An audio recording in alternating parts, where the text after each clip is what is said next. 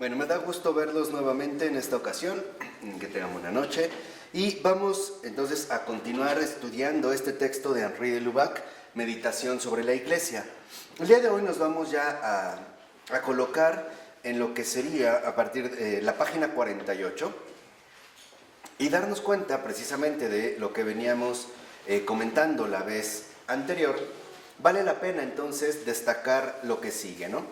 Que por una parte, estoy en el último párrafo de la 47, que por una parte, en efecto, a la serie de errores y de desviaciones que han aparecido a lo largo de los siglos pasados, que han dado lugar a tantos cismas, provocado tantas discusiones duras, conflictos y desórdenes, y que continúan hasta la fecha teniendo lugar entre nosotros, han venido a añadirse otros, más sutiles, minando a veces la conciencia católica de esos mismos que no están en modo alguno tentados por el cisma o por la herejía formal.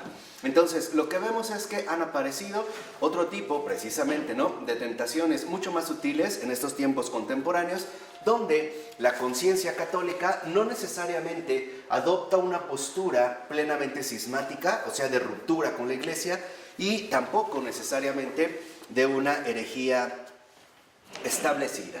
¿De dónde provienen, en pocas palabras, estas desviaciones sutiles? Estas, digamos, tentaciones mucho más delicadas de hoy. Son las incomprensiones de toda clase que se derivan tanto del individualismo, que reinaba antes por todas partes, como de los falsos colectivismos, que ocupan hoy su puesto. Entonces, lo que sí es importante destacar es que ante esta serie de incomprensiones que se han venido dando desde los siglos anteriores, se han asumido, por así decirlo, posturas inapropiadas, ante todo posturas de incomprensión. Por ejemplo, aquellos que consideraban que lo fundamental sería la dimensión enteramente subjetiva, y en este sentido desligada de la Iglesia, ¿no?, de la realidad eclesial. Y por otra parte, los que podían considerar justamente por el contrario, que lo importante era destacar una especie de colectividad, ¿no?, autoorganizada, o una especie de comunidad independiente precisamente de esta misma Iglesia. Entonces, lo que vemos es que todo esto remite, en último término, a ilusiones, inquietudes o críticas ligadas casi siempre a alguna desviación de la fe. Entonces, lo primero que aquí destacamos es que se presenta una desviación de la fe.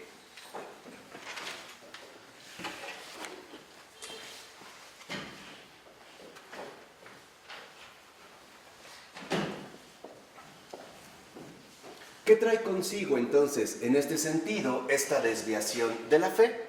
Básicamente tres aspectos. Primero, ilusiones. Dos, incomprensiones.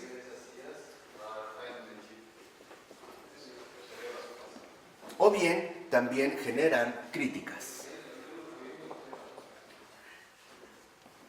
Entonces, lo que vemos es que, en efecto, en el mundo contemporáneo, tal parece que lo que ha ocurrido, y es uno de los aspectos que, en efecto, Henri de Lubac busca destacar, es que cuando se da una cierta desviación de la fe, justo lo que va a traer consigo es una serie de ilusiones, de incomprensiones y también, en este sentido, de críticas. Y esto es justamente una de las situaciones que atravesamos en este momento. Dice también, son a veces confusiones de órdenes, o sea, pensamientos demasiado naturales, que la apologética moderna no ha sabido evitar totalmente. O sea, empezamos nosotros también a asumir una especie como de confusión, ¿no?, aunada con estos aspectos, y empezamos a dar como explicaciones a veces extremadamente naturalizadas. O sea, olvidamos que de fondo, por ejemplo, la Iglesia se refiere precisamente a una realidad sobrenatural. Y eso es lo que iremos precisamente comprendiendo a lo largo de este texto. Y dos, que quisiéramos nosotros aplicar los mismos criterios que usamos, por ejemplo, al momento de abordar cualquier otro tipo de realidad en el mundo. Entonces, la Iglesia, en efecto, aparece entonces fundada sobre principios humanos. Se le asignan objetivos humanos, o bien se le explica mediante analogías humanas muy poco criticadas, en lugar de contemplarla tal como Dios la ha hecho, o sea, en el misterio de su ser sobrenatural. Dicho brevemente, ¿Cuándo aparece incluso, por otra parte, esta serie de confusiones, críticas, incomprensiones, ilusiones, y en este sentido una desviación de la fe con respecto a la Iglesia, cuando nosotros dejamos de lado lo sobrenatural?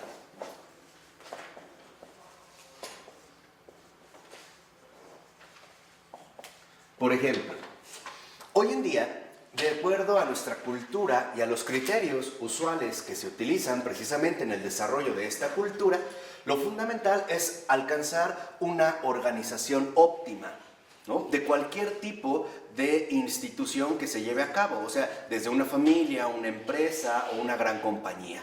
Buscamos, en pocas palabras, la aplicación de dos criterios particulares: eficiencia y eficacia, los cuales tendrán que dar como resultado, en último término, un resultado más o menos inmediato, por lo menos de corto a largo plazo. Y en último término, lo que se busca es que esta organización conduzca en última instancia al éxito. ¿Cuál ha sido una de las dificultades principales por las que ha atravesado la Iglesia? El hecho de querer asumir estos mismos criterios para alcanzar su configuración fundamental. O sea, el hecho de suponer que la Iglesia, en lugar de presentarse como un organismo vivo, aparezca como una organización igualmente eficiente. ¿Qué significa esto? Que entonces nosotros empezamos a ver a la Iglesia como una especie de institución cualquiera, una gran compañía e incluso, ¿por qué no?, una empresa que necesita ser guiada bajo determinados criterios humanos. Esta es una de las principales dificultades que hoy generan tantas ilusiones, incomprensiones, críticas y confusiones. ¿Por qué? Porque olvidamos que en pocas palabras la Iglesia es una realidad sobrenatural. No es una invención humana, tampoco ha sido una creación humana y no tiene que ver precisamente con la realidad humana que la configura. Supera esta misma dimensión. Cuando nosotros nos desviamos entonces de la fe, esto es lo que va a traer consigo dicha desviación. Ahora, dice Henri de Lubac al iniciar la 49. Por otra parte, como por una especie de desquite del Espíritu Santo, la búsqueda de la unión entre los cristianos en la unidad católica no fue nunca tan ardiente. Entonces, curiosamente, hoy en día, que se suelen dar todo este tipo de situaciones, al mismo tiempo aparece una especie de fervor, ¿no?, intenso por volver a alcanzar esta unidad católica. ¿Por qué? Porque la nostalgia de la Iglesia visible no se ha apoderado nunca tan profundamente quizá de las almas en el seno del protestantismo. Y tampoco ha sido nunca el pueblo cristiano una aspiración tan fuerte a realizar en una vida de iglesia la plenitud de la vida cristiana. Entonces, lo que nosotros en efecto estamos tratando de recuperar es esta plenitud de una vida cristiana. Y es a lo que nos lleva justo el aspecto de lo sobrenatural, ¿no?, a una plenitud de la vida cristiana.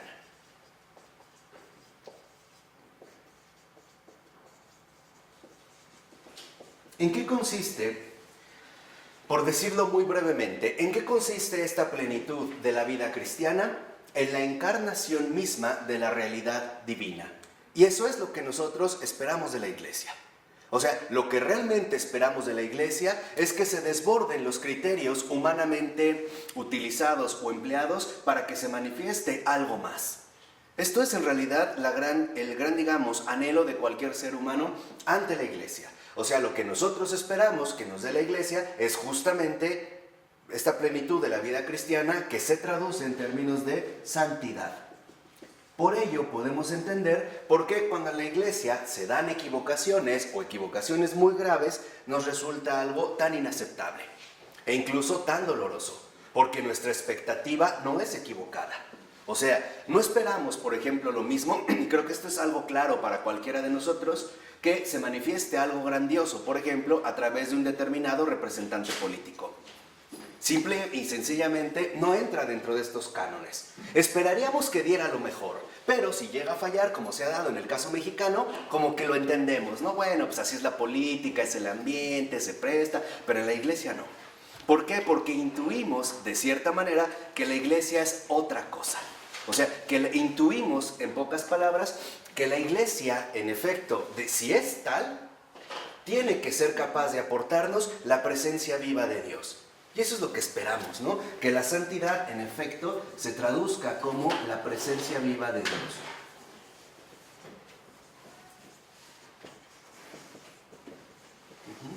Cuando esto en efecto se pierde de vista, que es el aspecto sobrenatural que nosotros hemos destacado en este momento, entonces incurrimos en una desviación de la fe y empezamos a generarnos ciertas ilusiones o incomprensiones o críticas o confusiones que ya no nos permiten a nosotros contemplar la iglesia en su auténtica dimensión, o sea, en su dimensión sobrenatural. Por ello, lo que vemos en este sentido es que se ve también una especie de empuje colectivo, ¿no? Y aunque hay como siempre algunos pasos falsos o algunos excesos deplorables, la marcha general no se para ni se desvía de su eje. O sea, también hoy en día se da una especie de recuperación de esta presencia de Dios. Y esta presencia de Dios, en efecto, se da a través de la iglesia. Ahora, el hecho de que Romano Guardini es uno también de los grandes renovadores de la iglesia, ¿no? De la tradición eclesial. Podríamos decir, o como a mí me gusta llamarle, uno de los nuevos padres de la iglesia, ¿no? Entre Ratzinger o de Lubac, el propio Baltasar y algunos otros, que han precisamente, ¿no?, como indicado cuál es el camino que en efecto debemos recorrer. O sea, el camino que debemos de recorrer en la iglesia es un camino muy preciso. No es el camino de los estándares humanos. Es un camino que nos lleva por otro lado, que nos lleva más bien a profundizar en una relación viva con Dios. Y por lo tanto, a captar que en efecto en esta relación viva con Dios, lo que uno en efecto vive es esta iglesia, ¿no? Como una comunidad viviente, donde Dios en efecto ha dado enormes frutos. Entonces, el hecho de que Romano Guardini celebraba hace 30 años continúa afirmándose con una amplitud acrecentada. ¿Qué había dicho Romano Guardini en este textito que apareció en el año de 1925? Guardini, de hecho, fue el profesor de Ratzinger. Y él había escrito un libro muy chiquito que se llamaba El espíritu de la liturgia. ¿Qué había dicho Guardini? La iglesia se ha despertado en nuestras almas. Entonces, lo que vemos es que en efecto la presencia viva de Dios al mismo tiempo se manifiesta como un despertar. Este despertar, ¿qué significa también? Que nosotros recuperemos el orden mismo de la fe, que recuperemos nuevamente esta vivencia de lo sobrenatural que nos conduce en efecto a la adquisición de esta plenitud de la vida cristiana. Que no pensemos la iglesia en base a nuestros propios criterios o tratando de aplicarle, ¿no?, algunos esquemas que humanamente pueden ser eficaces o llevarnos a un cierto éxito, pero que en términos de lo sobrenatural simple y sencillamente podrían ser excesivamente catastróficos. Un ejemplo quizá muy sencillo. Hoy en día estamos ya como acostumbrados a que en gran medida el mundo se expresa a través de documentos, ¿no? Entonces, tal lugar o tal institución ha hecho una declaración particular elaborando un documento, ¿no? Entonces se elaboran documentos o declaraciones, ¿no? La Declaración de los Derechos Humanos, del derecho a la vida, bla, bla, bla. Se elaboran documentos. Ahora, la pregunta es, ¿realmente nosotros dependeríamos en este sentido de una mera elaboración de un documento? ¿O será más bien que, de otra forma, estamos llamados no solo a la redacción, sino más bien a adquirir una peculiar vivencia? Dicho de otra manera, ¿será que en realidad nuestra pertenencia a la iglesia depende de la elaboración de documentos? ¿O bien depende de ser partícipe de una vivencia mucho mayor de lo que nosotros mismos en ese sentido podríamos pensar? O sea, la iglesia no es una cosa muerta, es una realidad viva. ¿Y cómo nos podemos dar cuenta de que esta realidad es viva? A través, por ejemplo, del testimonio de grandes conversiones que se dan diariamente, conocidas y desconocidas, y sobre todo de la aparición de santos. En los santos es donde vemos que en efecto esta vida asume rostros distintos. Lo veremos en ese sentido más adelante, ¿no? Entonces, lo que necesitamos nosotros en este sentido es que nos demos cuenta de lo siguiente, ¿no? Necesitamos recuperar nuevamente la vivencia eclesial. Y eso es la iglesia. La iglesia no se reduce a una mera institución organizada. No es una organización, es un organismo. Y es un organismo vivo.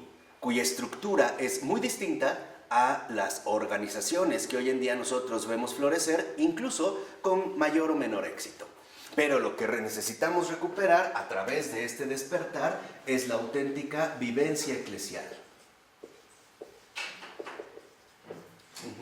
De tal manera que nosotros incluso estamos ya incurriendo, y de hecho es algo habitual, en ciertos abusos del lenguaje. Por ejemplo, una persona puede decir con toda tranquilidad, ahorita vengo, voy a la iglesia, ¿no? Como si supusiera que la iglesia en este sentido es algo que está separado de él, ¿no? Algo a lo que puede entrar y salir. Como si dijera, ahorita vengo, voy a un restaurante, ¿no? Voy al restaurante, entro, hago lo que tenga que hacer y me salgo. O sea, como si fuera una especie de lugar ajeno. Y en realidad, lo que nosotros debemos comprender es que no solo vamos a la iglesia, formamos la iglesia. ¿Cómo conformamos la iglesia? A través de nuestras propias vidas. Y esto es algo muy importante de tener en cuenta. Cuando nosotros nos separamos de la iglesia es simple y sencillamente porque no estamos dispuestos a vivir nuestra propia vida según la orientación fundamental de la fe. Y eso es lo que nos lleva a tomar distancia. ¿Sí queda claro? O sea, cuando por una o por otro motivo simplemente no estoy de acuerdo, por así decirlo, o no me simpatizan las exigencias mismas de la fe. Y entonces voy a querer hacer las cosas a mi manera. Muy similar, por ejemplo, a cuando pongamos que un señor tiene un negocio y el hijo no está de acuerdo con el modo en el que el papá lleva el negocio. Entonces el hijo dice, ¿sabes qué? Mejor yo voy a poner mi empresa aparte, a la vez, y yo lo hago a mi modo. Digamos, sería una de las tensiones que en efecto se suelen, en este sentido, presentar. Por ello, también tenemos nosotros que considerar lo siguiente. En la página 50, donde inicia el segundo párrafo, dice el texto: no solo no hay que concebir un progreso que sería una innovación, sino que falta mucho para que el inventario y el aprovechamiento de los tesoros acumulados en los siglos antiguos estén acabados. Entonces, aquí es donde también tenemos un criterio fundamental para la vivencia eclesial. La vivencia eclesial no consiste precisamente en la capacidad de innovación. Vuelvo a insistir, que es hoy en día otros de los criterios que rigen en el mundo, la innovación continua, ¿no?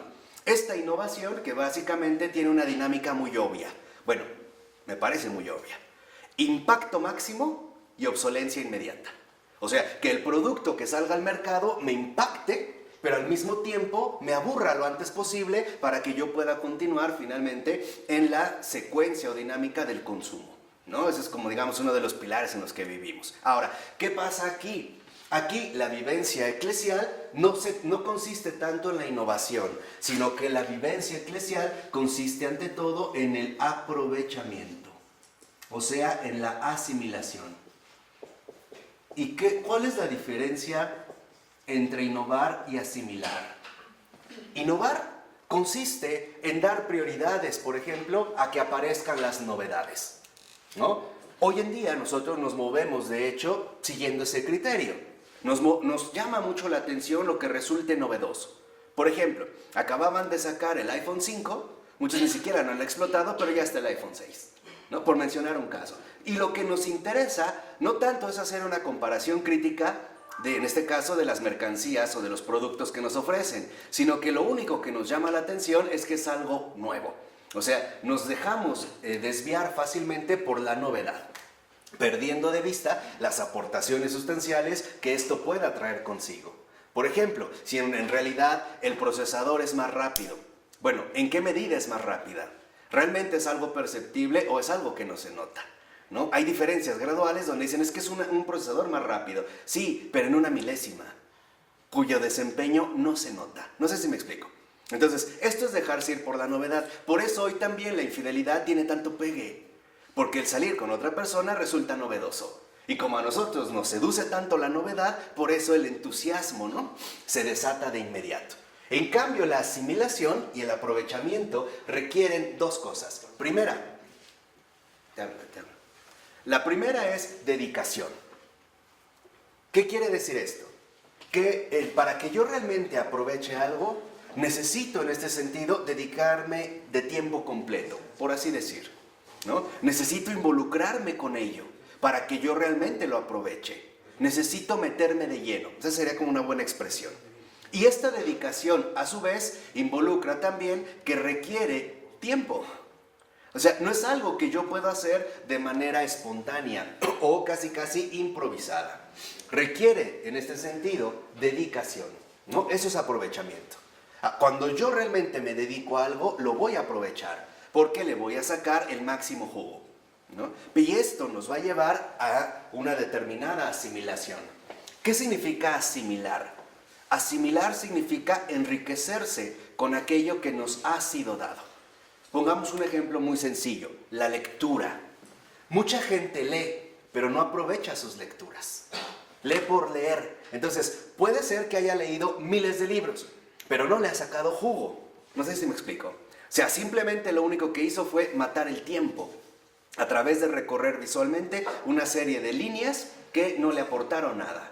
En cambio, una persona que aprovecha la lectura no necesita leer muchas cosas. Necesita leer mucho esa lectura, sacar del mayor partido. Santo Tomás era el consejo que daba, por ejemplo, ¿no? Santo Tomás, siendo una enciclopedia, ¿no?, viva, decía que no sean muchas, cuando se refería a las lecturas, sino mucho.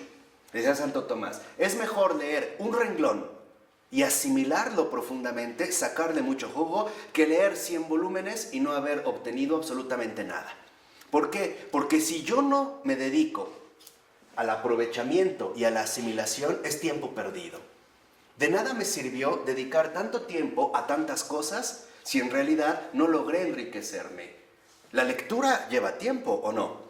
Horas y horas, ¿no? O sea, es un ejercicio del trasero. O sea, hay que maltratar al trasero, estar sentado hay mucho tiempo, lee. Sí, pero ¿para qué? O sea, ¿cuál es la finalidad que nosotros estamos tratando de adquirir? Entonces, no solamente nosotros nos podemos dejar llevar tan fácilmente por la innovación, sino que ante todo la vivencia eclesial depende del aprovechamiento y por lo tanto de la asimilación. Cuando estos dos factores realmente se dan, lo que aparece es enriquecimiento. Y ojo, este enriquecimiento no solo es unilateral. ¿Qué significa? Que no solo yo me he enriquecido a partir de lo que recibo, a partir de que aprovecho, en pocas palabras, toda mi tradición. Ahora, a partir de este enriquecimiento, también yo puedo aportar algo. Puedo dar continuidad, ¿no?, de alguna manera, a lo que de hecho ya está dado. Y dicho sea de paso, esa es la misión de todo católico, ¿eh? ¿Por qué? Porque tenemos ya una tradición enorme que prácticamente nos sería imposible tanto de abarcar como de aprovechar y asimilar. Nada más pregúntense algo muy sencillo. ¿Cuántas obras completas han leído, aprovechado y asimilado de santos?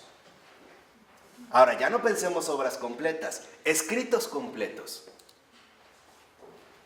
¿Cuántas de literatos católicos? De filósofos católicos, de científicos católicos, de las encíclicas, etc. ¿Cuánto realmente de ello, ¿no?, lo hemos integrado al organismo? Dijimos, ¿por qué? Porque no es una organización, es un organismo vivo. Y al ser organismo vivo, significa que entonces también necesitamos nutrición, ¿sí?, por hacer esta especie de paralelismo biológico. Entonces, esta asimilación, este enriquecimiento, es un enriquecimiento de nutrición. Y eso es lo que nosotros, en efecto, estamos llamados a realizar. Nutrirnos, en último término, para dar el siguiente paso. Y el siguiente paso consiste precisamente en ser capaces de dar algo más. ¿Y por qué podremos dar algo más? Justo por lo que hemos recibido, por ello. Esto es lo que se busca hoy en día, la vivencia eclesial. Esta vivencia eclesial, en efecto, vuelvo a repetir, pasa por el aprovechamiento, ¿no?, la dedicación, la incorporación de toda esta riqueza inmensa que tengo, la asimilación, hacer lo propio y por lo tanto el enriquecimiento. Este enriquecimiento, dijimos, es doble. Yo me enriquezco al haber asimilado, hecho carne, incorporado todo este tesoro, y justo por este crecimiento yo estoy llamado a aportar algo más, por poco que sea. Puede ser, fíjense, por poner nada más un caso, puede ser la precisión conceptual de un término. Por ejemplo, la explicación más clara de una determinada idea. o la redacción de un determinado punto de manera mucho más precisa y concisa, e incluso la adopción de un comportamiento mucho más adecuado. Ahí es donde se va viendo precisamente esta riqueza compartida, esta riqueza en común. Y algo es un hecho: tenemos unos tesoros inmensos que desafortunadamente en su mayoría son desconocidos. Y dos, cuando los conocemos, no los aprovechamos. Y por eso pareciera que estamos atravesando una especie como de inanición.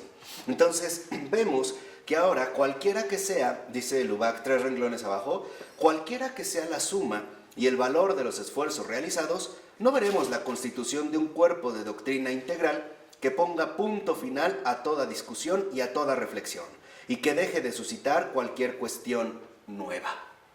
¿Por qué? Porque es un crecimiento. No hay un momento donde nosotros podamos decir en términos eclesiales, esto es todo, punto final. Así como no le podemos poner punto final a la vida misma. De hecho, la característica fundamental de lo viviente es la sorpresa. No podemos nosotros limitar una realidad viva bajo una determinada precisión, tanto conceptual como esquemática. ¿Por qué? Porque la vida en este sentido, a veces, por más que lo queramos, no es un esquema. Tampoco a veces los cálculos salen como saldrían en otro tipo de ámbitos. Lo que nosotros en este sentido estamos llamados a reconocer es que la vivencia eclesial es continuum. Es una dinámica de continuidad. Y ahí es donde nosotros debemos de tomar una postura. Y esta es una postura que cada uno va a asumir. Asumimos dentro de esta dinámica de continuidad, asumimos realmente una postura de aportación y enriquecimiento, o bien asumimos una postura de separación y por lo tanto de empobrecimiento. Ahí es donde nosotros tenemos que adoptar esta posición, ¿no? Nadie nos va a obligar, pero tarde o temprano tendremos que tomar este tipo de postura. O realmente nos dejamos enriquecer y por lo tanto aportamos lo que nos toca, o bien nos separamos, no damos o no aportamos absolutamente nada. Por ello, esta semejante utopía de suponer que se puede llegar a un punto definitivo no es conforme a la naturaleza de la verdad revelada, ni a la del espíritu humano. ¿Por qué? Porque hay que reconocer algo. Nuestra propia realidad es algo que asume exigencias continuas. Hay que reconocer, y esto es algo importante que a veces perdemos de vista.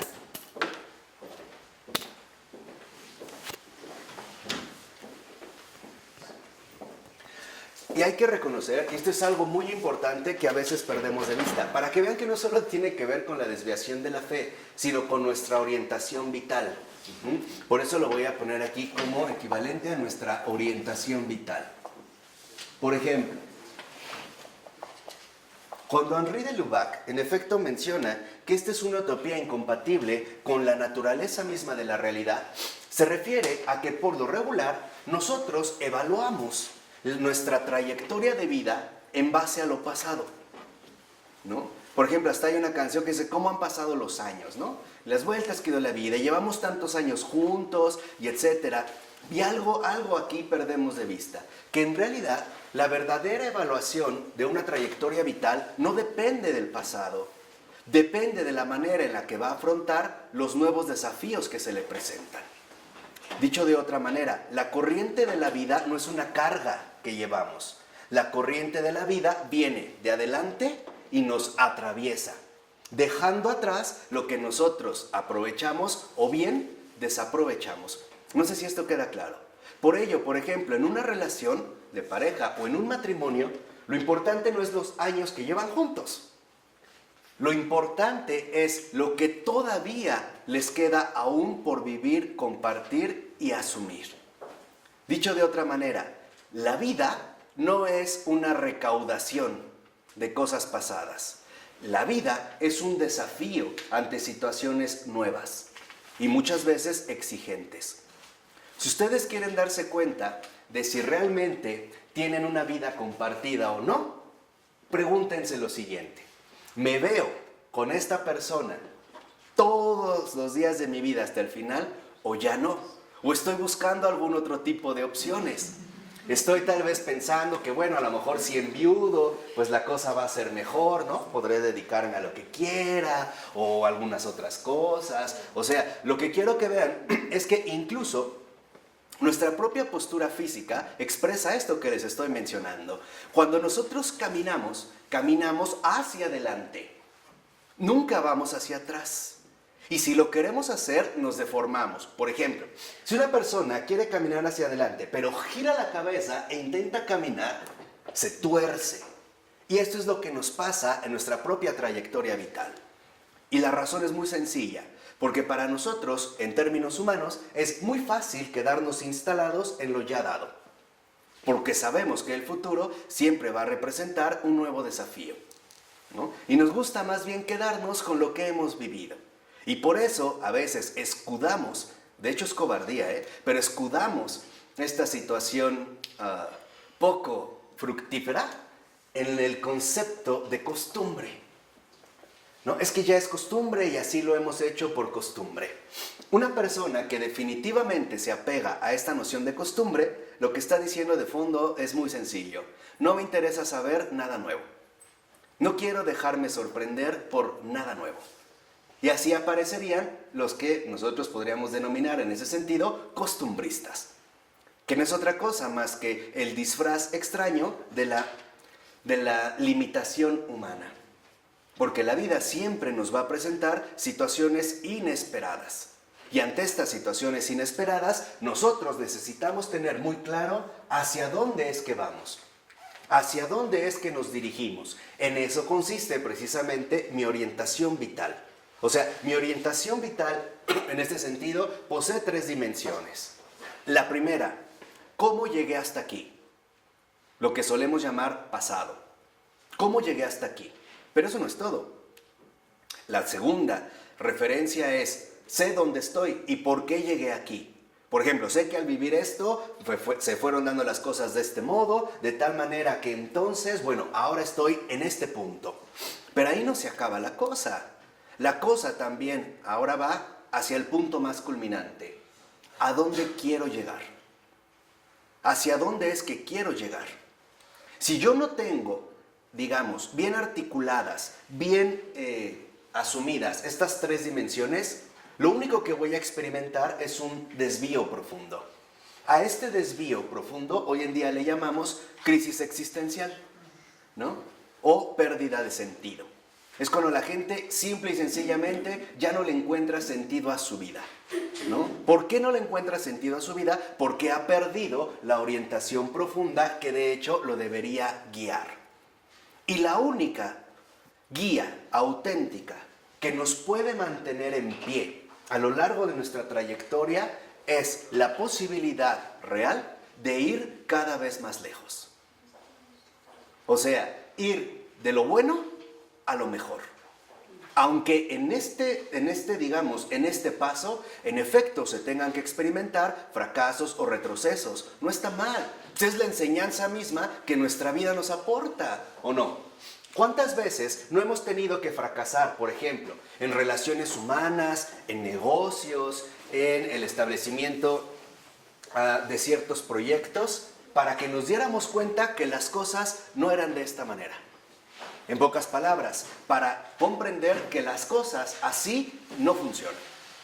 Y lo tuvimos que experimentar, ¿o no? Sí, quizá en los términos de inversiones también se puede dar de manera muy patente, ¿no? Al aprender que, bueno, hicimos, ¿no?, una cierta especulación, pero no, así las cosas no se hacen. Entonces, esto es parte de lo que en pocas palabras nosotros llamamos maduración. ¿De acuerdo? Esta trayectoria vital, esta orientación vital, a lo que nos lleva entonces es a una maduración. Y eso es lo que la iglesia hace, madurar. Esta maduración, en efecto, consiste en que nosotros, por lo menos, somos conscientes, o al menos lo intentamos, de 4 cosas en particular. Primera, el lugar o ubicación en el que me encuentro.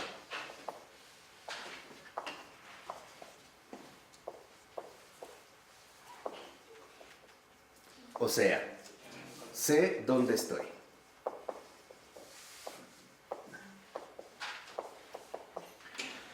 ¿Cuántas veces, incluso en el desarrollo gradual de nuestras vidas, ni siquiera esto sabemos? Me siento completamente desorientado, hasta puedo llegar a decir que no sé lo que me pasa, no sé qué está sucediendo, no sé, o sea, no, perdí como el hilo, ¿no?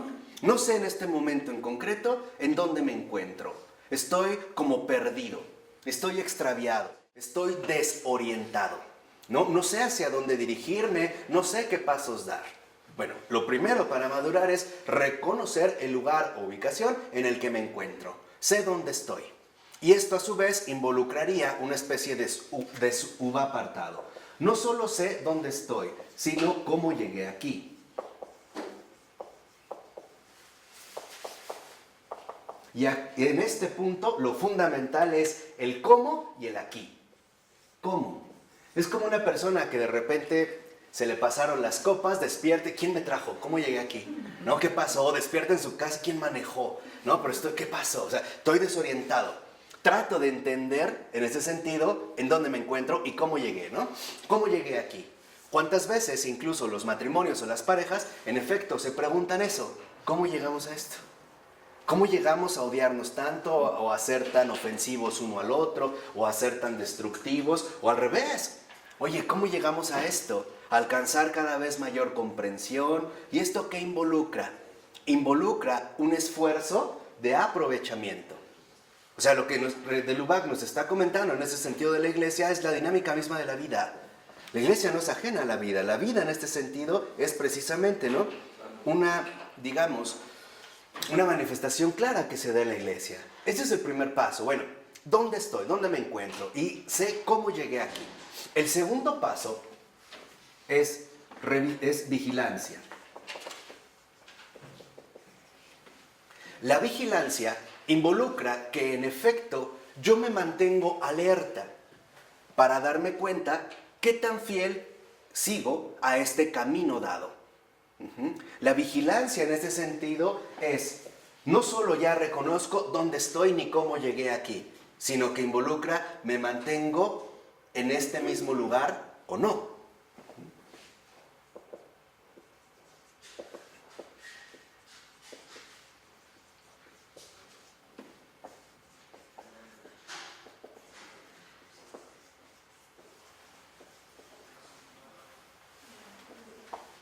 Por ejemplo, esto también a veces en las parejas es muy común cuando alguien dice, es que antes eras cariñoso, ahora eres muy frío, o antes eras muy atento, ahora no me pelas, ¿no? Antes me preguntabas cómo estaba, ahora me preguntas cuándo me duermo o cuándo me voy a callar, o cosas así por el estilo. O sea, ¿realmente nosotros seguimos en este mismo camino adoptado o no? Esto es fundamental y esto es parte de todos y cada uno de nosotros estamos llamados a proseguir esta trayectoria vital. 3. Cuando yo realmente me mantengo vigilante, ¿no?, me inspecciono constantemente y me planteo preguntas concretas pero drásticas. Por ejemplo, ¿en qué he fallado? ¿En qué también a lo mejor me he dormido? ¿O me he vuelto conchudo o conchuda? ¿En qué situación, digamos, yo como que bajé la rienda, ¿no? Y dejé que las cosas pasaran. De la vigilancia, yo lo que puedo asumir es, por ejemplo, corrección. La corrección es, ¿no?, propongo retomar mi ubicación inicial.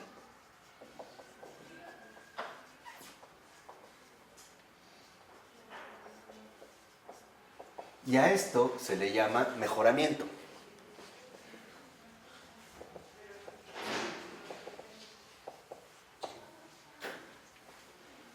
¿Sí? Cuando yo realmente corrijo, digo, bueno, creo que en esto sí es importante cambiar estos detalles, acepto, bla, bla, bla. O sea, estamos haciendo una evaluación general, una evaluación continua de nuestra propia trayectoria vital en base a esta orientación. Y, de ser necesario, nosotros tendremos también que asumir una recolocación. La recolocación ya no es un mejoramiento, ya involucra un crecimiento real.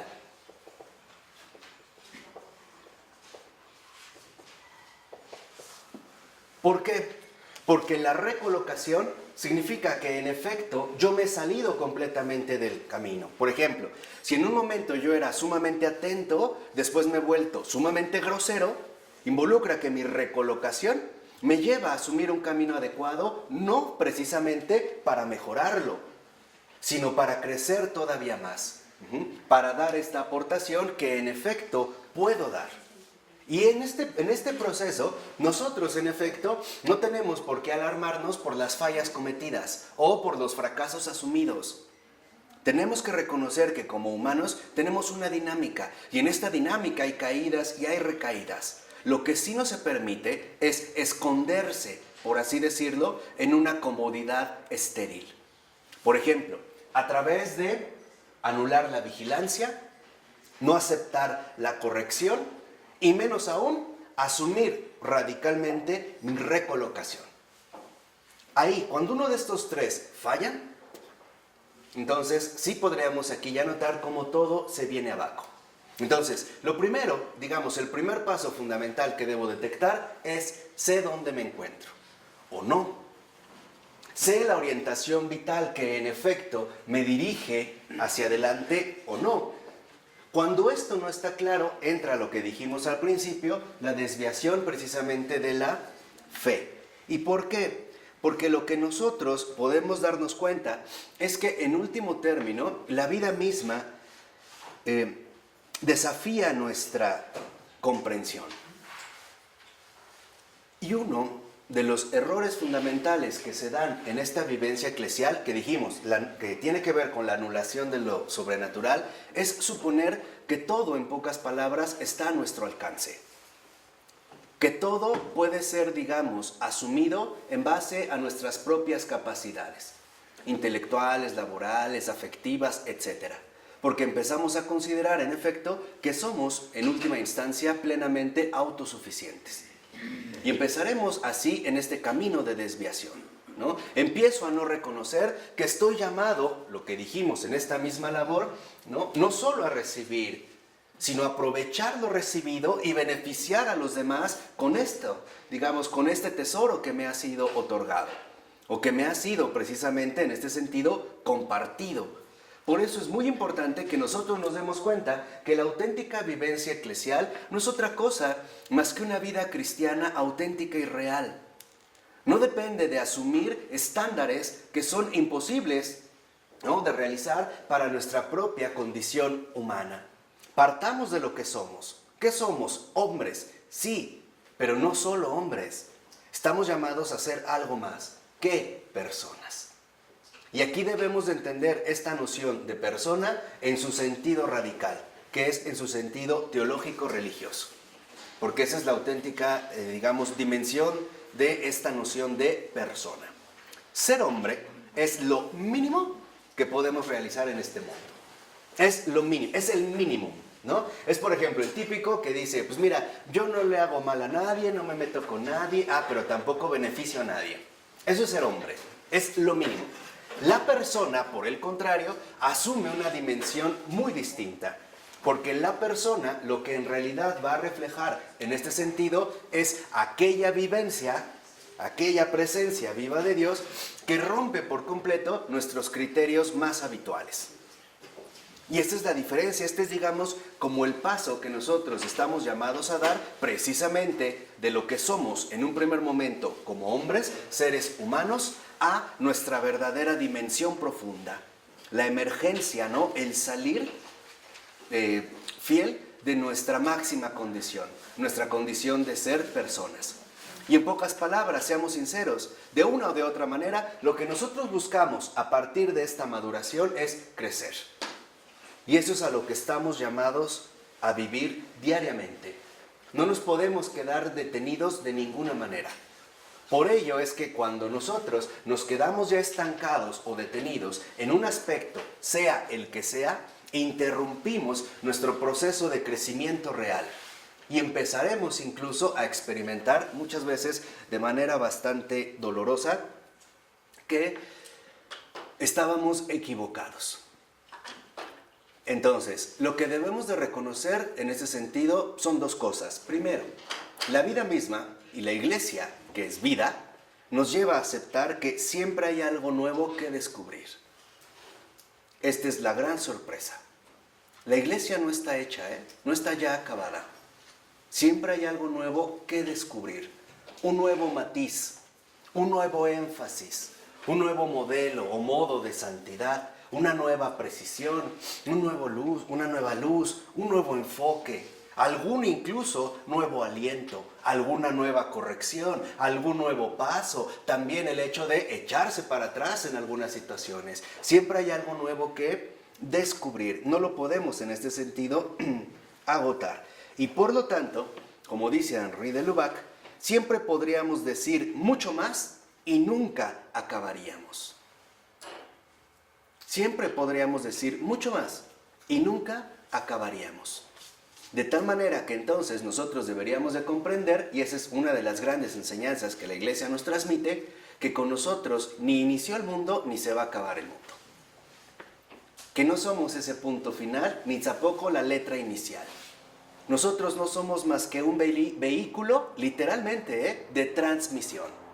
Y este vehículo de transmisión únicamente puede cumplir su propósito si madura, si crece. ¿Por qué? Porque lo que en realidad exige la iglesia de los hombres es lo mejor, no lo peor. Y lo que realmente invita es a crecer de tal manera que esta transmisión, esta tradición que llamamos, esta vivencia eclesial, sea renovada cada vez más con nuevos aspectos, con nuevos detalles, con nuevos giros. Y eso también es la aspiración más fundamental de nuestra vida. ¿Cuántas veces no queremos cambiar la decoración porque ya nos pareció demasiado monótona o aburrida? Llegando a extremos donde en efecto puede haber muchos hombres que ya quieren cambiar a su pareja o a su esposa porque ella es muy monótona y muy aburrida, ¿no? Necesitan una novedad que les despierte nuevamente, ¿no?, este anhelo de mejorar. Entonces, lo que nosotros no podemos olvidar es que en efecto esta orientación vital, tiene que ver con el desvío de la fe, nos lleva a un semper mayor, a un siempre más. Este siempre más nos permite entonces, 1, no bajar la guardia, y 2, estar siempre dispuestos a dar más de lo que hemos recibido.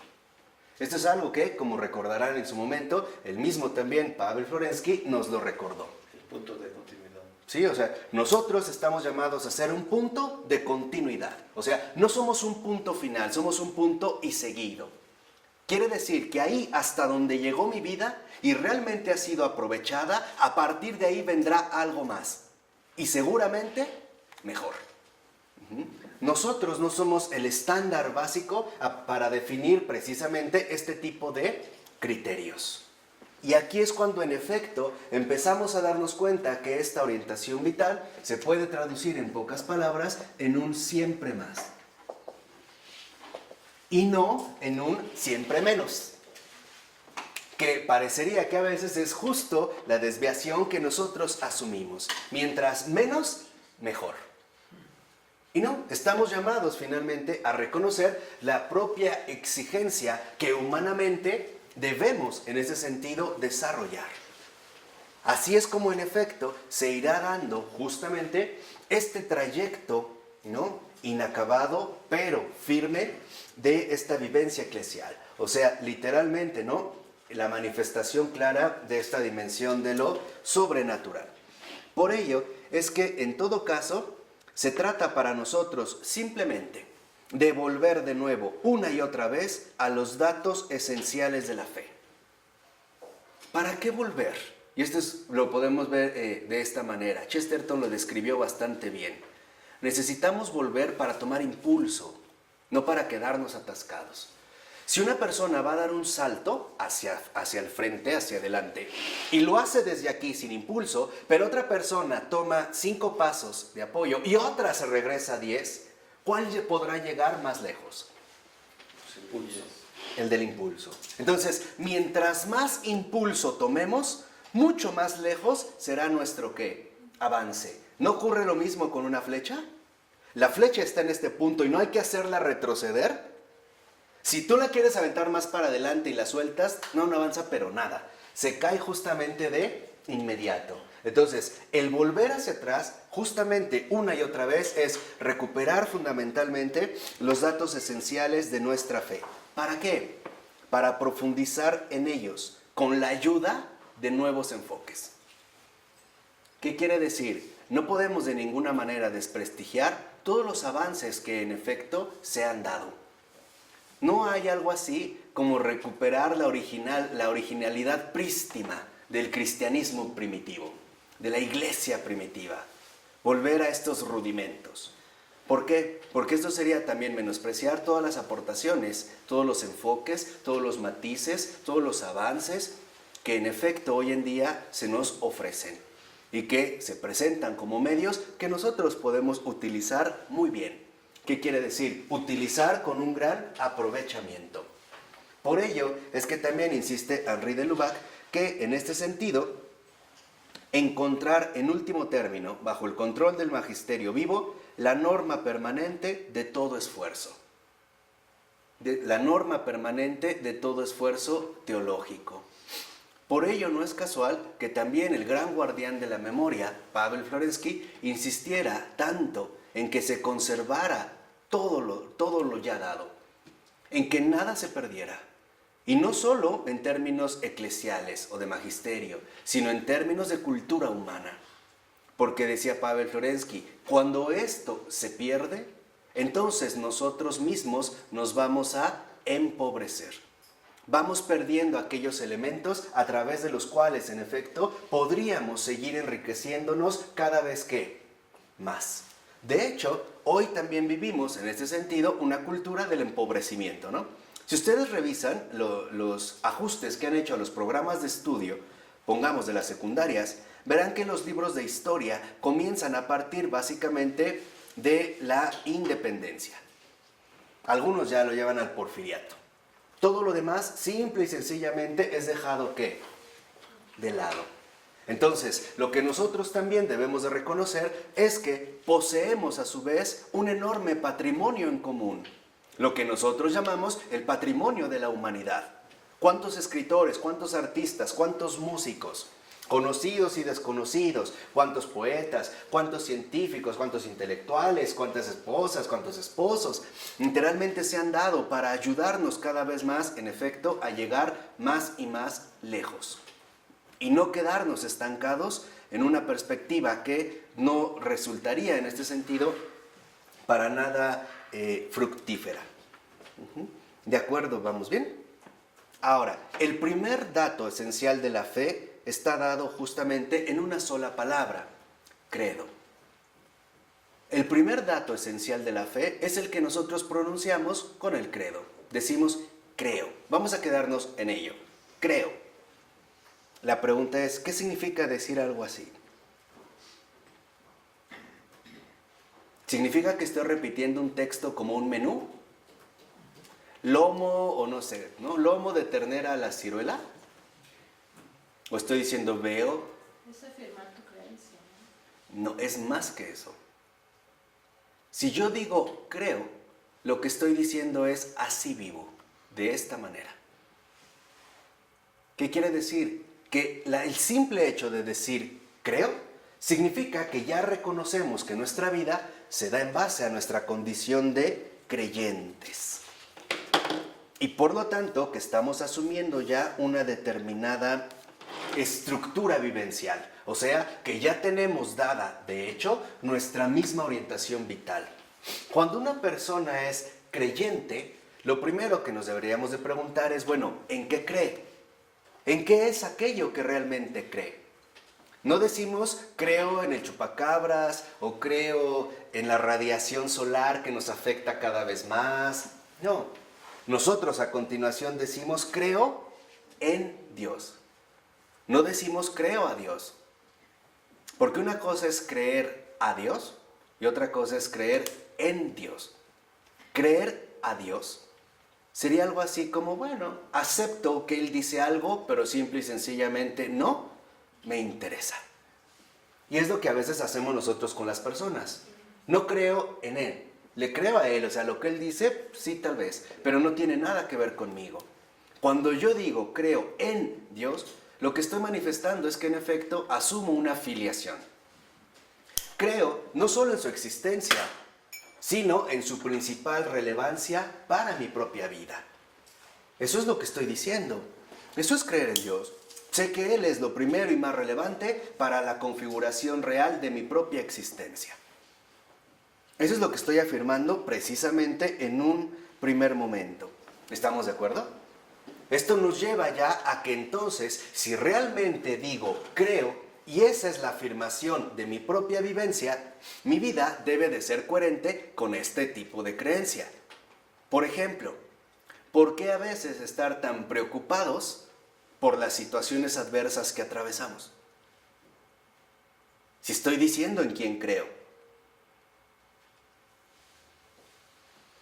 ¿Por qué? ¿Tendría algún sentido? No. Ahí es cuando empezamos a ver uno de los rasgos de esta desviación de la ¿qué? De la fe. O sea, hoy tal parece que en términos generales hemos caído en algo así como el cliché o el fetichismo del discurso. Hablamos lo que no vivimos. Somos muy bocaflojas. Decimos, decía mi abuela en paz descanse, tú nada más hablas porque tienes hocico. ¿No? Creo que esto es lo que me quería decir, ahora lo entiendo. O sea que hablamos por hablar. Le hemos quitado el verdadero peso a la palabra, pero no siempre ha sido así. ¿O no se acuerdan que antes se hablaba de palabra de honor? ¿O se les olvidó?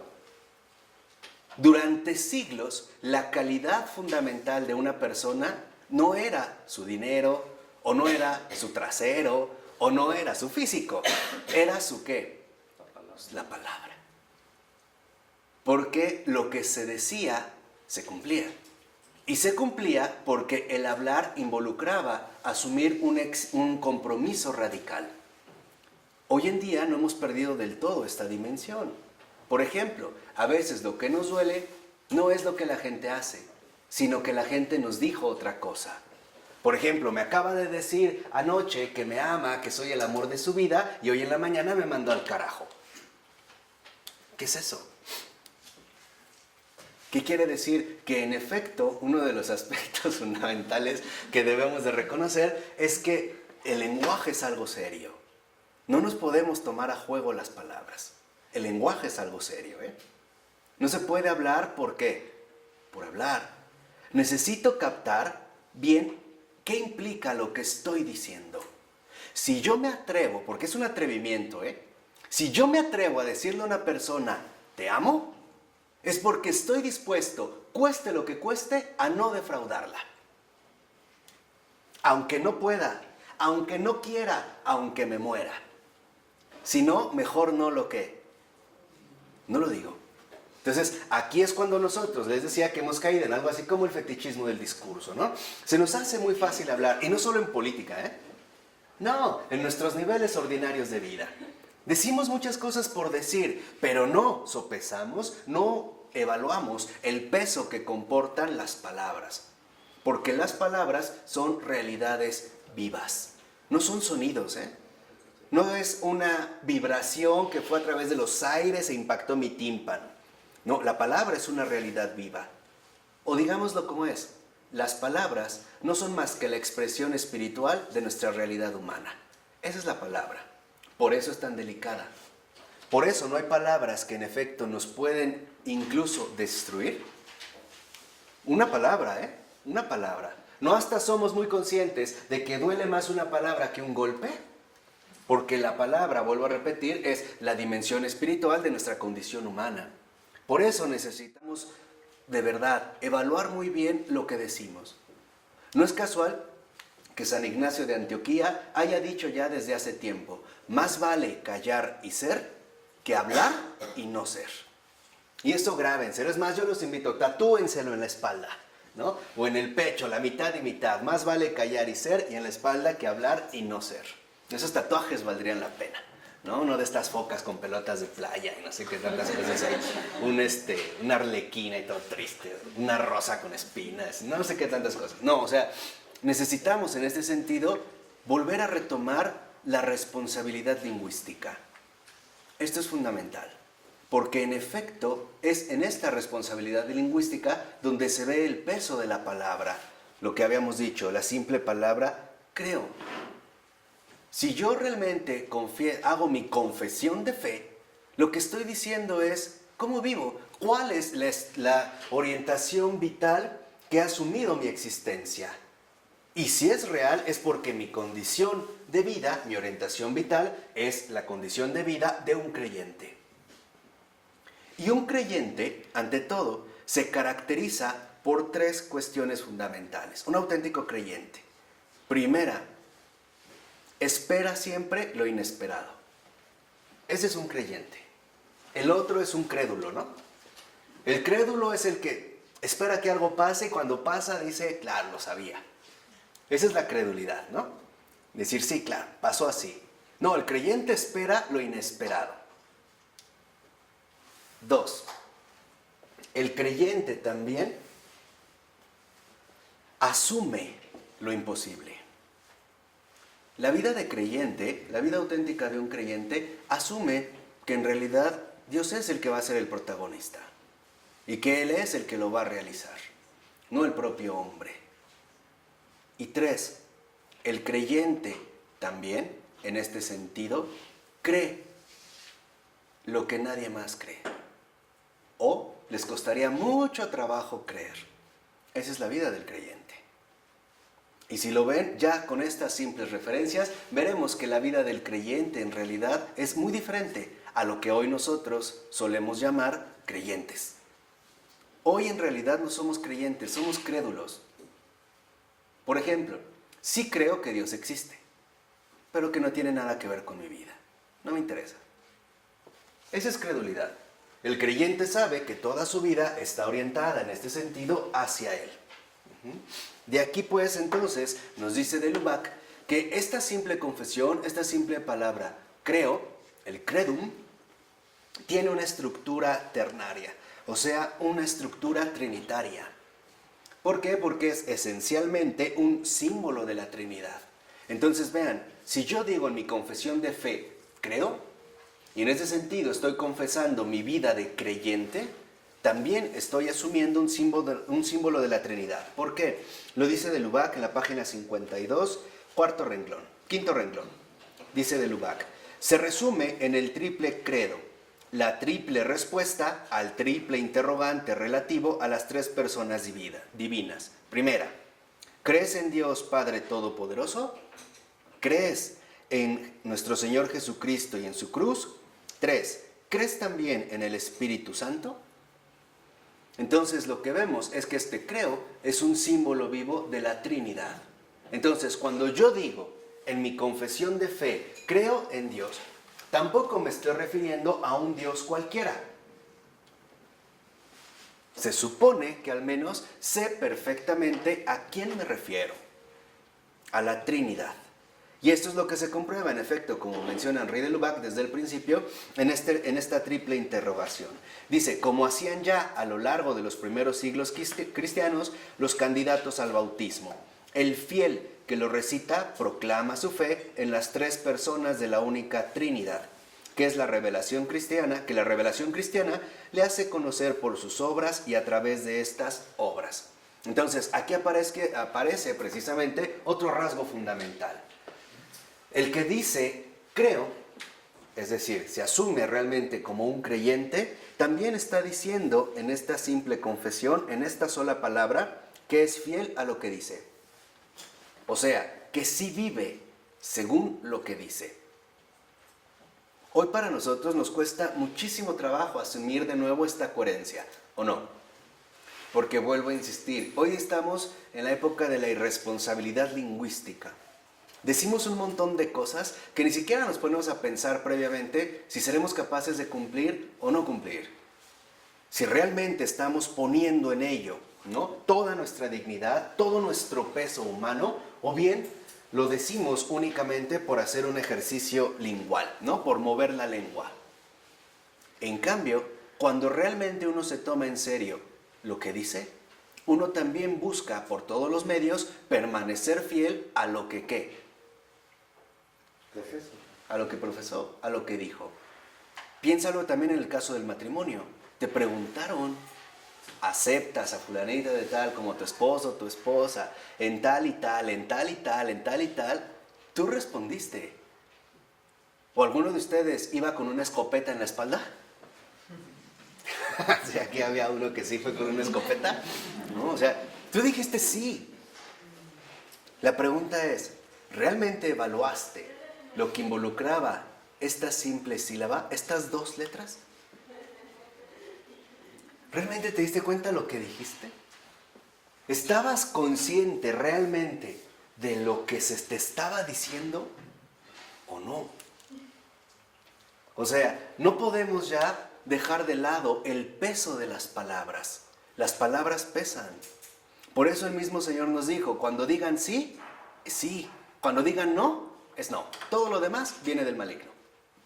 Este enredo, ¿no? Este disfraz, esta evasión, esta mediocridad, esta cobardía. No, o sea, recuperar de nuevo precisamente el peso fundamental que se realiza a través precisamente de las palabras. Recuerda, yo te invito, recuerda, cuando te casaste, ¿qué te dijeron?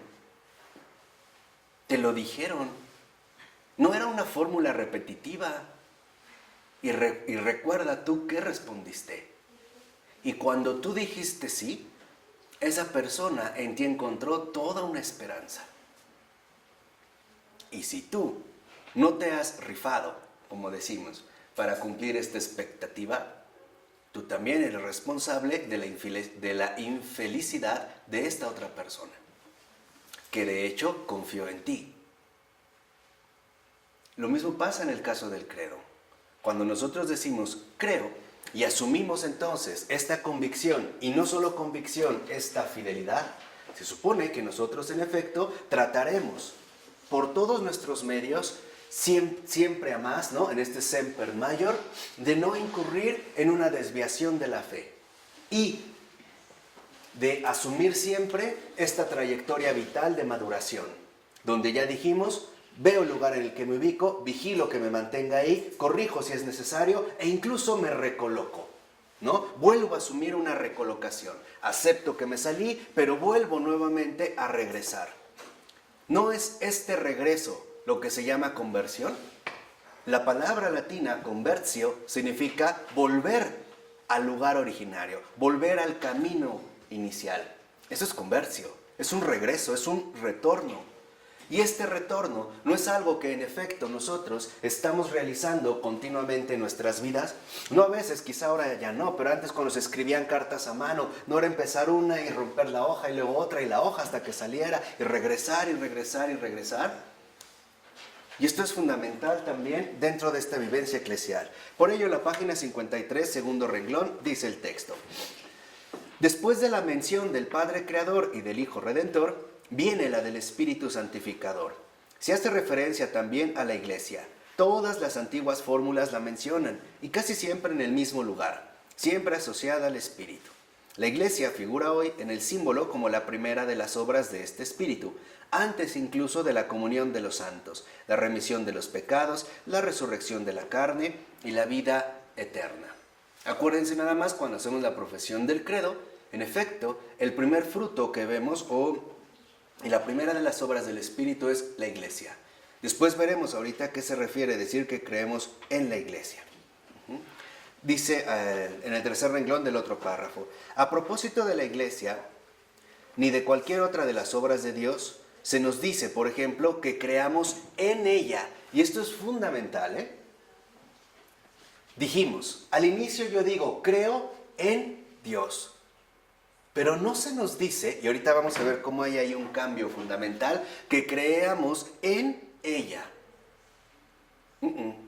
Dice de Lubac, creemos siguiendo una fórmula antiguamente atestiguada en el Espíritu Santo, o más exactamente en toda la Trinidad, en la Iglesia. No se nos dice que creamos en la Iglesia. ¿Por qué? Porque solo podemos creer en Dios. Solo a Él realmente podemos nosotros adherirnos absolutamente.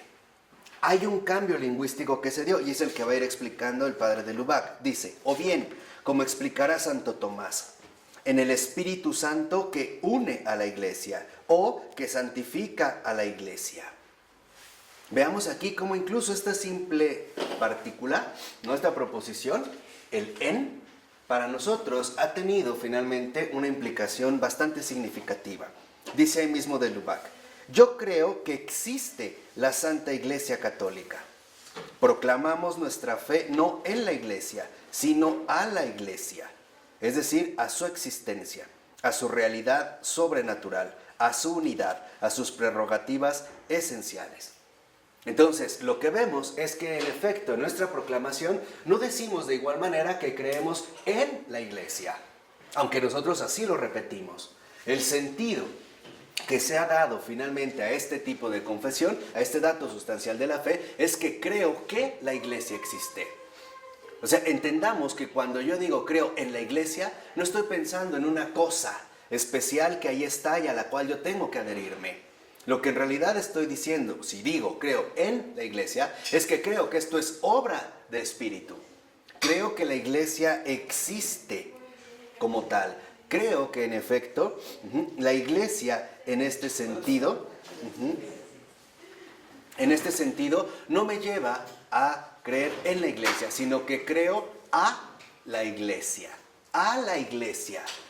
¿Qué quiere decir? Que en este sentido la Iglesia no es independiente de Dios mismo, sino que creo a la Iglesia por Dios. ¿Sí queda claro? Esto es importante porque si no nosotros entramos en un determinado conflicto, ¿no? Entramos como en ciertos problemas donde pareciera que en efecto nos hacemos bolas y vienen las ilusiones, las incomprensiones, las críticas, las confusiones. Dice mismo de Lubac: de la misma manera, nosotros hemos proclamado nuestra fe en Dios Padre Todopoderoso, que ha creado el cielo y la tierra, y en la encarnación, en la muerte, en la resurrección, en la ascensión de Jesucristo nuestro Señor. Ahora confesamos que la Iglesia ha sido formada por el Espíritu Santo, que ella es su propia obra, el instrumento mediante el cual nos santifica. Entonces, aguas. No se nos pide creer y no se nos dice que creamos en la Iglesia, sino que creamos a la Iglesia. Y esta es, digamos, la distinción más importante que nosotros no podemos perder de vista. Creer a la Iglesia es reconocer, creo que la Iglesia existe como obra del Espíritu Santo. Y por lo tanto, creer a la Iglesia, no en la Iglesia, significa que sí creo que Dios lleva a cabo su obra de santificación. Y esto es muy importante porque si no empezamos a oponer algo así, entramos en conflicto como, ¿qué pasa si creo en Dios pero no en la Iglesia? O al revés, que sería muy difícil, ¿no? En la Iglesia sí, pero Dios no, ¿no? Sería muy raro. Pero en efecto, o sea, como que entramos en ciertas confusiones que no nos permiten seguir adelante. Dice: afirmamos que en ella, gracias a la fe que nos transmite, tenemos parte en la comunión de los santos, en la remisión de los pecados, en la resurrección a la vida. Entonces, en pocas palabras, cuando yo digo creo en la Iglesia, lo que estoy afirmando es que creo en la existencia de Dios que se manifiesta como santidad. En ese sentido podríamos decir, creer a la Iglesia es creer que Dios sí santifica a las criaturas. Creer que la Iglesia existe es creer que la santidad sí es posible. Y es posible porque sabemos quién lo hace. Y que lo hemos confesado precisamente al principio. Por ello, en el último renglón de esta 54 dice de Lubac: creemos en fin que la Iglesia existe, no para sí, sino para Dios. Y esto es lo que nos permite seguir adelante. Por ejemplo, ¿por qué nos molestan tanto los defectos que vemos en la Iglesia o en el ámbito eclesiástico? ¿Por qué nos resultan tan molestos?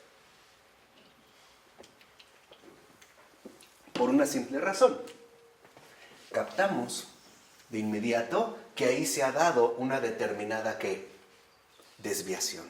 Y esto no lo toleramos. Porque les decía, si intuimos que la Iglesia no existe para sí misma, existe solo para Dios.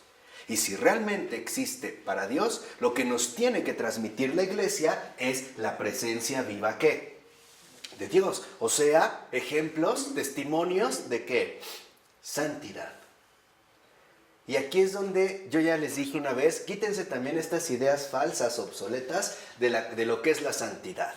Nada más dicho brevemente, la santidad no consiste en volverse algo así como un inhumano, en hacer milagros extraordinarios o llamativos, ¿no?, de cosas raras que nos distancian unos a otros. No, la santidad en cuanto tal es algo muchísimo más simple. La santidad es aceptar que Dios transforme mi vida. Eso es santificación. Esa es la base. Pero para que esto se lleve a cabo, debo creer en Dios, en Él mismo, en Él como persona y aparte en su respuesta viva y eficaz que transmite a cualquier alma. Por ello, lo que vemos es que en efecto la santidad no depende de un esfuerzo humano. Depende más bien de el dejar que Dios ocupe el lugar que de hecho le corresponde, el primero. La santidad, dicho brevemente, es poner a Dios en todo en el primer lugar. Eso es santidad. Esa ya es santidad. Esa literalmente es nuestra orientación vital. Ponerlo en todo. Antes era quizá muchísimo más notorio que ahora, ¿no? Cuando alguien tenía un proyecto y decía algo, por lo regular se mencionaba, bueno, primero Dios, ¿no? Lo poníamos, ¿qué? En primer lugar.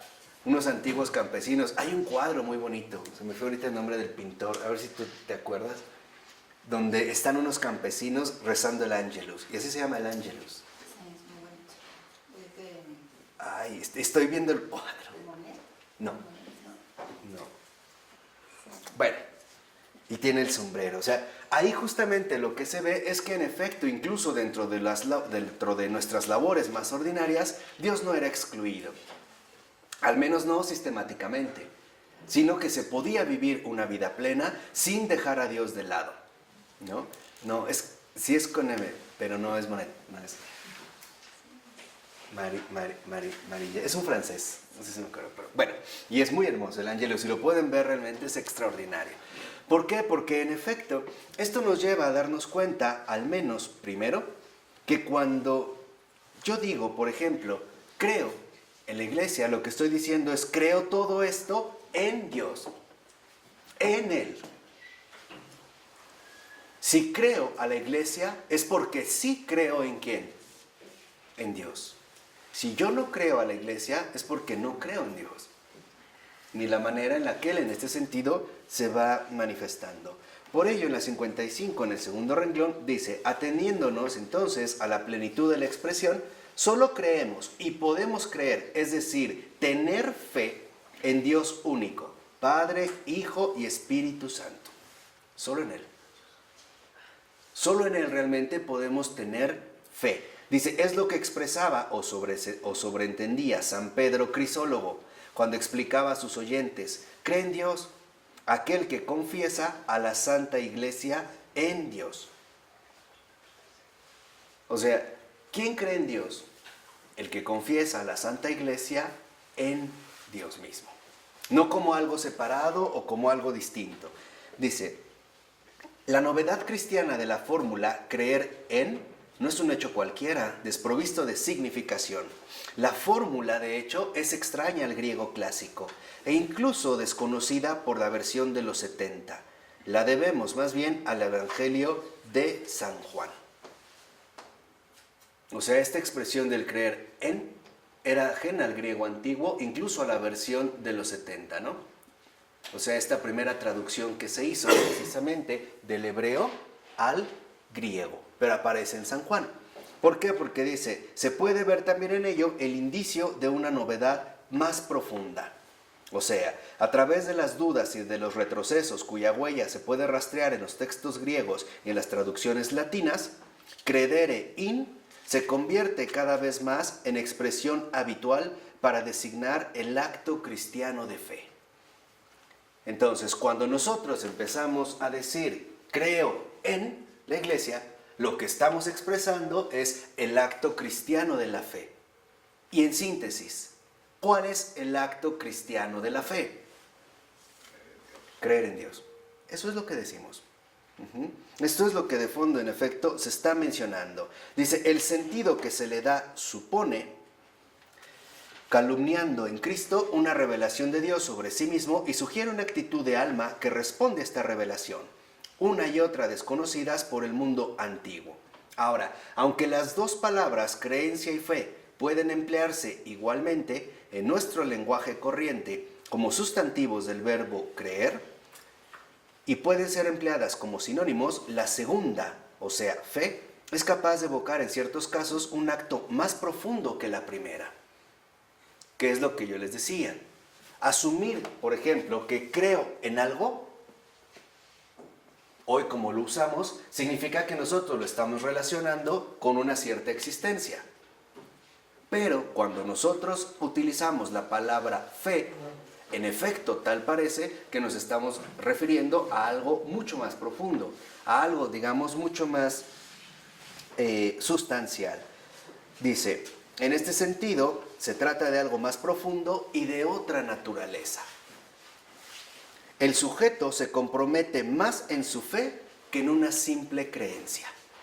Entonces, lo que vemos es que la fe involucra más compromiso que la simple ¿qué? Creencia. ¿Qué es lo que dijimos? Yo puedo decir, creo en Dios. Sí, sí creo que existe, pero no me interesa tener relación con Él, ¿no? O está allá, yo acá. Por ejemplo, al estilo de un Epicuro, ¿no? Este filósofo griego nos decía, sí, claro, no somos ateos, los dioses están para allá, por allá, pero están en su fiesta, ¿no? No les interesamos ni nosotros a ellos. Ellos allá, los dioses, y nosotros acá, los hombres. Eso es una creencia. Pero la fe significa fidelidad en lo que creo, apego, compromiso, adhesión. De hecho, esta palabra fe, fides, en efecto se deriva, o de ahí deriva en efecto, fidelitas. O sea, fe no es creer, fe es ser fiel. Eso es ser fiel. Y aquí es donde vemos esta diferencia fundamental. Tener fe y creer no son sinónimos. Aunque nosotros, al parecer, así los usamos en nuestro lenguaje corriente. Una creencia no me compromete tanto como una fe. Porque fe es más que creer. Es vivir con fidelidad en aquello en lo que creo. Eso es fe. Mientras que la creencia no necesariamente me va a mí a, digamos, como a impactar o sobre todo, ¿no? A comprometer de esa misma manera. Dice, porque se puede creer en muchas cosas. Y si es cierto, podemos creer en muchas cosas, pero hablando con propiedad y seriedad, solo se da la propia fe a alguien. Y aquí es donde vemos esta otra dimensión. Si yo tengo fe en Dios, es porque creo que Él es alguien. Y yo me mantengo fiel a esta persona. Puedo yo creer en muchas cosas, pero en realidad tener fe solo se puede tener fe en alguien. Por ejemplo, pensemos un caso muy sencillo. La mayoría de la gente cree que una aspirina o una medicina le va a quitar un dolor. Pero sería muy raro que alguien dijera que tiene fe en la aspirina, ¿no? O en algún tipo de analgésico, en algún tipo de situación. Lo tomamos porque creemos que esta cosa nos va a dar una determinada solución efectiva, ¿no? Nos va a quitar un determinado malestar. Pero si alguien dijera que tiene fe en la aspirina, significa que viviría según las exigencias de la aspirina. Pero algo es un hecho, la aspirina no le dice nada, porque es una cosa. En cambio, la persona sí nos dice algo. Y por lo tanto, también se plantean determinadas exigencias. Dice, es así como se hablará de la creencia en los ángeles. Pero la fe, en el sentido más fuerte de la palabra, no se dirige más que a Dios. Y es esta clase de fe la que se traduce en la expresión creer en. ¿De acuerdo? Entonces yo digo, creo en la iglesia porque de antemano tengo fe en Dios. Ahora, ¿tenemos fe en los ángeles? No. Creo en la existencia de los ángeles. Y también, ¿y por qué no?, en su intervención benéfica y protectora. Pero ¿qué pasa, por ejemplo, hoy en día con la angiología? ¿Sí saben qué es esto? La angelología es la promoción actual del culto a los ángeles, ¿no? Te dicen que según tu nombre, edad y todo, tienes un ángel particular con un nombre que te va a proteger. Entonces, ¿en dónde está el error en el caso de la angelología? Que en efecto buscan que ahora nuestra fe, que solo se debe a Dios, ahora se le atribuya a los ¿qué? A los ángeles. ¿Y quién sabe qué ángeles son? No, ¿qué sé dónde los sacaron? Entonces, aquí es donde entran las posibles desviaciones de la fe. Creemos en la iglesia. Y creemos en la iglesia porque tenemos fe en Dios. O por decirlo así, solamente por Dios. Dice, en cualquier otro caso se puede decir, lo creo. Pero solo de Dios se dice, creo en Él. ¿O no es cierto que, por ejemplo, cuando atravesamos una situación personal complicada, vamos a suponer en una pareja, o intuimos que nos engañó, nos mintió, y realmente queremos llegar a un acuerdo profundo, le decimos, ok, creo en ti. O si alguien te dice, o tu pareja, o tu esposo, o tu esposa, te dice algo, le dices, bueno, ok, creo en ti. No solamente dices, lo creo, porque ya no estamos quedándonos al nivel discursivo. No solo creo lo que dices, creo en que tú eres capaz de responder ante lo que dices. O sea, creo en ti. ¿Qué quiere decir? Que en efecto, aquí, cuando hablamos de alguien, la creencia es mucho más radical, porque ya no se queda en el ámbito discursivo, sino que ahora la creencia apunta a la realidad personal de aquel que lo dice. Aquí es donde debemos de entender estos matices. Por ejemplo, hay veces que nosotros creemos lo que la gente dice, pero no creemos en quien lo dice. ¿Sí? ¿O ya se están haciendo bolas? No, es para que vean cómo se dan estas confusiones. Por ejemplo, puedo creer lo que dice el presidente tal. Dejémoslo en tal, ¿no? O P.N. ¿no? Ya, así lo dejamos. Ok, creo lo que dice, pero no creo en él. Y yo puedo dividir. Yo puedo quedarme en un aspecto discursivo, pero en el fondo sé de quién viene. ¿O no? ¿Sí? Y al revés. Puede ser que creo en la persona, pero no creo en lo que me dice. Y es cuando nosotros le decimos, no me mientas. Cuando a una persona, por ejemplo, yo le digo, no me mientas, no me engañes, dime la verdad, etcétera, te fuiste o no te fuiste, hiciste o no hiciste, etcétera, lo que de fondo yo estoy recalcando es algo muy sencillo. Creo en ti, te conozco, tú no eres así.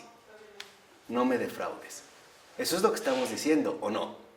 Cuando creemos realmente en la persona y la persona empieza ahí como que a desviarse, lo que decimos en el fondo es, dime la verdad, o sea, tú no eres así, te conozco, creo en ti, pero no creo en lo que me estás, ¿qué? Diciendo. Entonces, aquí veamos cómo en efecto la fe tiene que ver con la dimensión personal.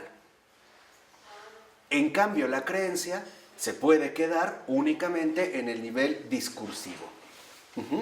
Por eso es que podemos creer en muchas cosas, pero solo podemos tener fe en alguien.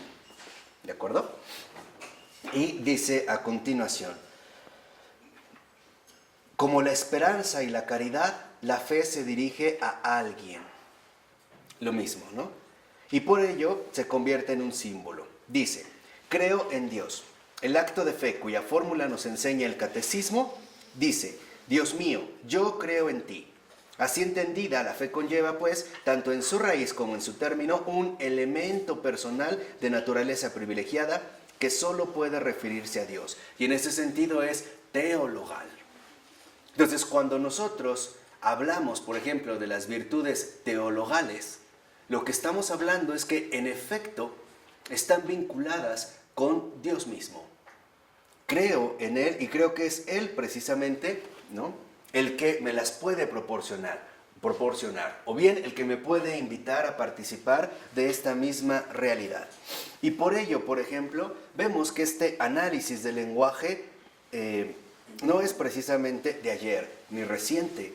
Es algo que ya se venía dando, por ejemplo, por mencionar un caso, al comienzo del siglo XVII, cuando la venerable María de la Encarnación le decía a sus jóvenes monjas ursulinas de Tours, y cito a María de la Encarnación.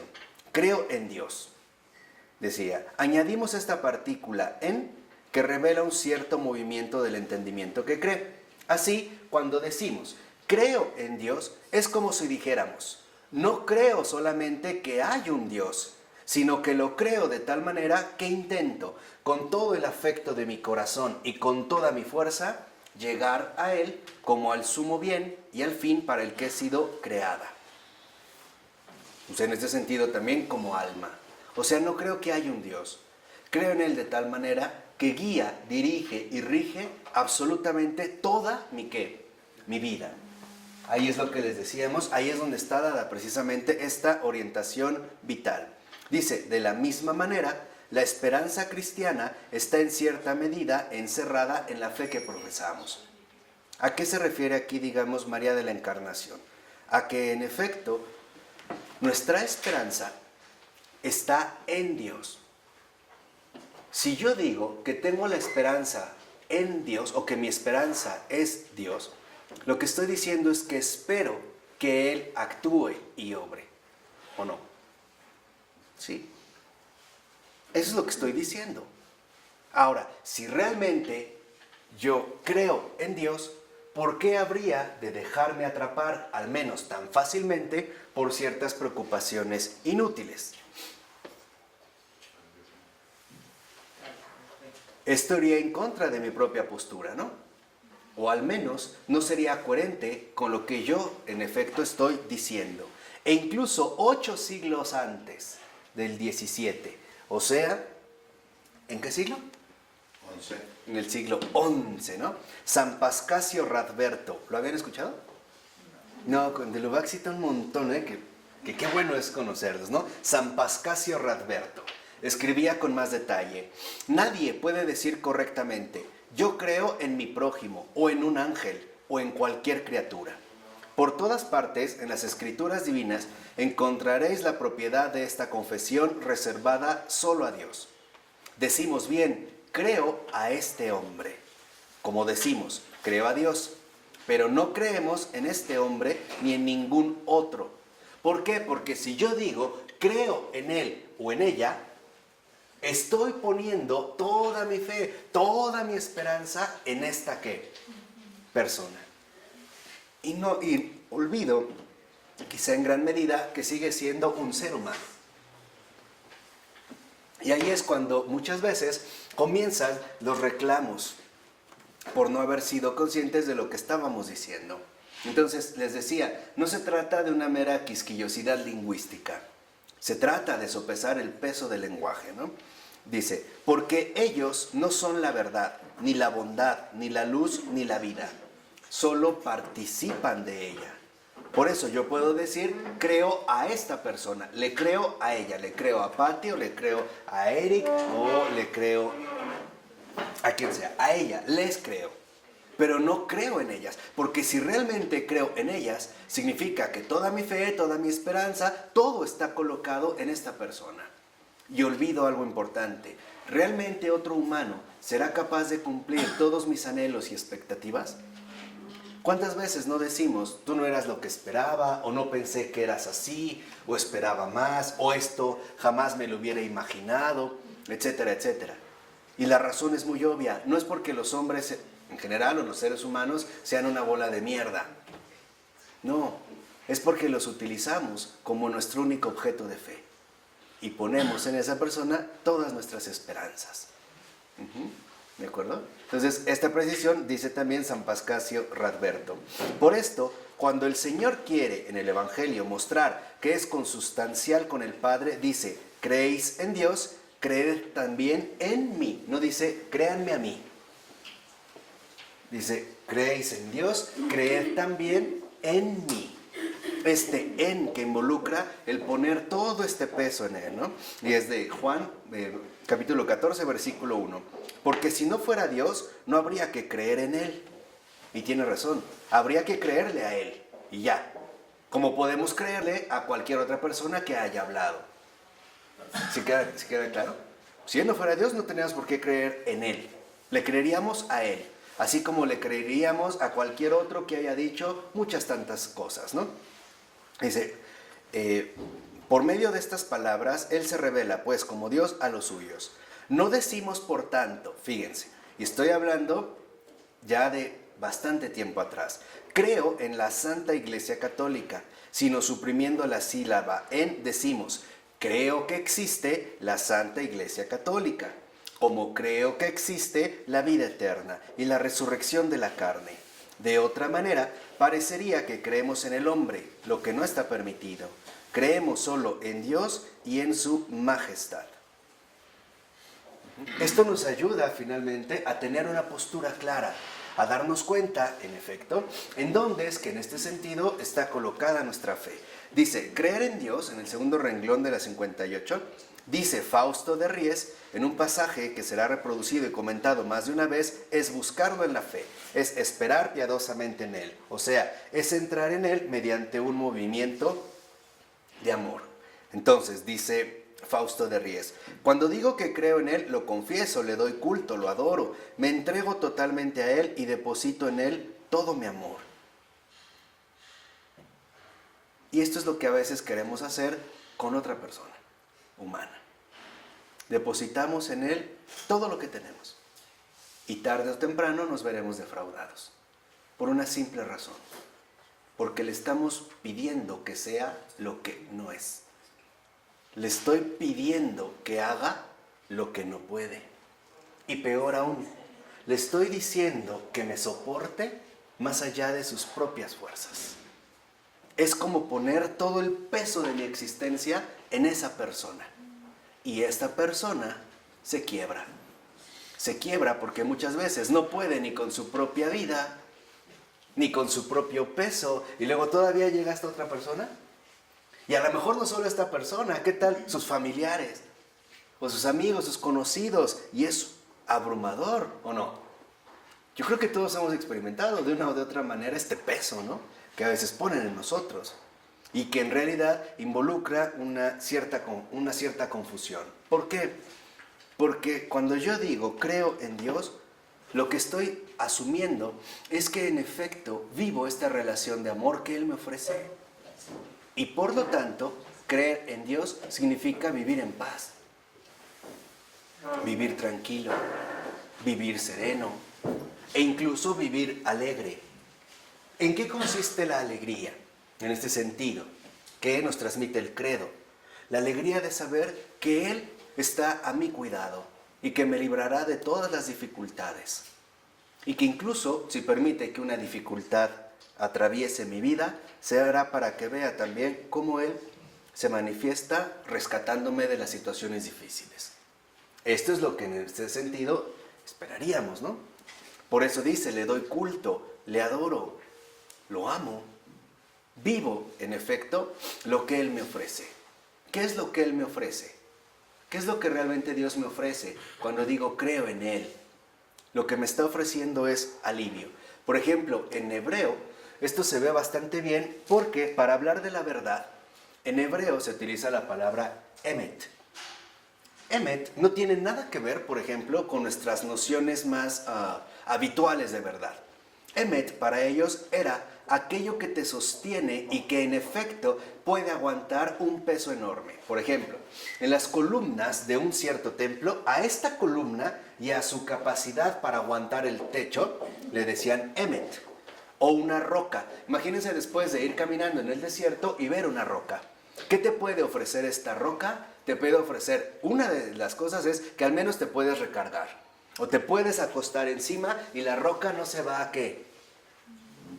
A pulverizar, a romper. Además me puede proteger contra las inclemencias del tiempo, ¿no? El aire o el sol o etcétera. A esto le decían la verdad. Por eso, si ustedes lo ven desde el Antiguo Testamento y en los Salmos, se habla del Señor como mi roca. El Señor es mi roca. El Señor es mi verdad. O sea, es aquel en el que yo puedo literalmente dejarme caer con todo mi peso y Él sí me va a ¿qué? A sostener, a soportar. Por eso es la verdad. Cuando nosotros queremos hacer esto con otra persona, por lo regular obtenemos resultados bastante diferentes, ¿no? ¿Cuántas veces no buscas ser sincero con alguien más, a lo mejor abriéndole puertas fundamentales de tu pasado y la otra persona termina lastimada, herida y hasta ofendida. ¿Qué quiere decir? Que no nos pudo, ¿qué? Soportar, exacto. Ahora entienden por qué entre nosotros es muy frecuente decir, no te soporto, lárgate de aquí, ya no te aguanto. ¿Entienden bien por qué? Por ello, porque entre nosotros es normal, porque no tenemos la capacidad de aguantar ese peso. En este sentido, ¿solo quién? Solo Dios. Ahora entienden por qué también dentro de esta forma teologal el matrimonio es fundamental para una pareja. Es poner todo el peso de cada uno en él. Porque si nos quedamos nosotros soportándonos mutuamente, nos vamos a matar. ¿Tarde o qué? O temprano. O te mato o me matas. Sí, en serio, o sea, o te descuartizo o me descuartizas, porque soportar a otra persona es humanamente imposible. ¿Cuántas veces no le decimos a alguien más, a los propios padres, a un conocido, a un vecino, ya no te aguanto o ya no te soporto? Y en efecto, no lo soportamos porque no creemos en Dios. O sea, porque al mismo tiempo somos nosotros los que queremos llevar toda esta ¿qué? Carga, todo este peso. Por eso el Señor nos los dijo muy claro, vengan a mí, todos los que están cansados y agobiados por la carga. Esta carga se puede llamar familia, amigo, esposo, esposa, vecino, sociedad, comunidad, país, bueno, tú mismo. Porque yo les daré alivio. Mi yugo es suave, mi carga es ¿qué? Ligera. Esto es lo que nosotros, en efecto, estamos llamados a vivir como creyentes. Entonces, ¿qué es la vivencia eclesial? La experiencia del amor de Dios. Y eso es lo que la iglesia nos da. Y eso es lo que hemos olvidado. Hemos perdido de vista lo esencial. Eso es lo que realmente la iglesia nos da.